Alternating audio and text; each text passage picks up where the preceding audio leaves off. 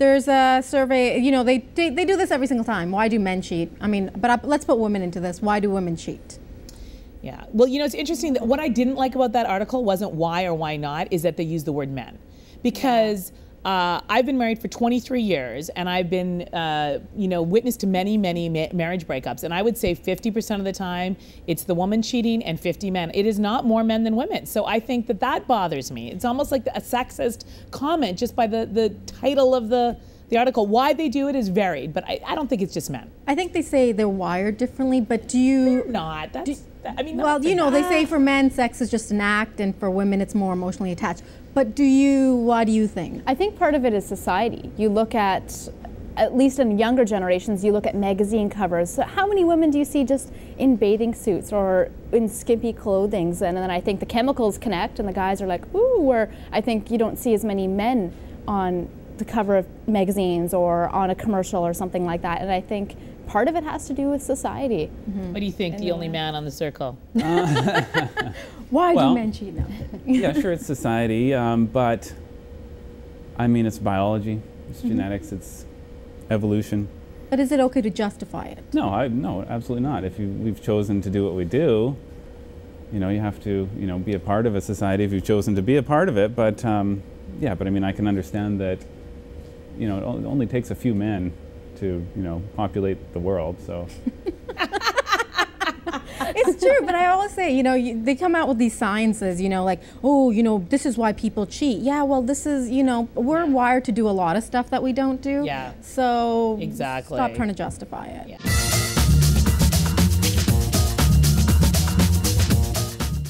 Okay, speaking of energies, UFOs. Yes. Really? Yes. I don't know if they're in the classic UFOs and the flying saucers with the green alien head at all, but I think it's kind of ignorant to think we're the only species out there. Like, we're just a tiny sliver in this universe that we're just beginning to feel insignificant. To think that we're the only intelligent life in the universe is like saying that of every grain of sand on the planet, there isn't one that's, you know, exactly this size. The thing that drives me crazy, though, are conspiracy theory UFO things. Like when somebody is like, oh, there's been aliens on the planet for years, but the US government keeps it under. I'm like, with iPhones today, if there was a alien, he would be on Entertainment Tonight.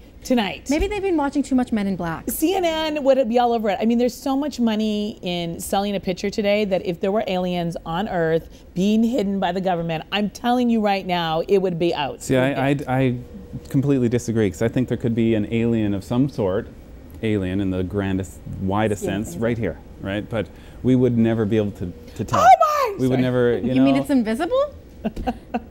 Well, think about it. We to us, we would be looking at it with our eyes, which pick up such a very tiny portion of the, you know, electromagnetic spectrum. Like, we're talking about aliens. We're talking about a life. If something came here, then they would have to be able to travel at the speed of light, or they'd have to be able to understand how to control the space-time fabric and move through it. So, I mean, we're talking I want to get into other Shane's dimensions. brain one We're talking, you know. Yeah. It's interesting when you think about the speed of light, and when you look at a star and how many years it had to be there before it came to Earth. It just makes your brain hurt. So yes, I mean, we're not equipped. We're not even close. Yeah. Would you travel out there if you had the chance?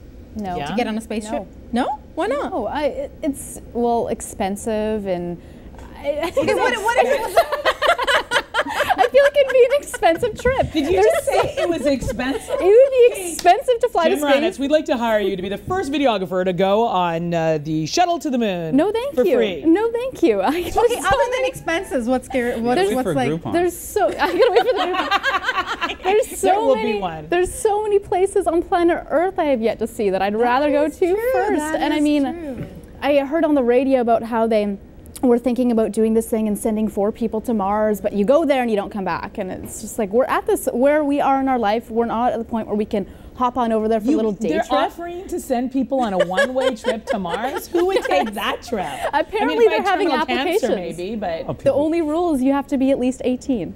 Oh, okay. So just 18. You haven't even discovered life out there, or what, you know, what's beyond 18. I'm applying. I didn't make these rules.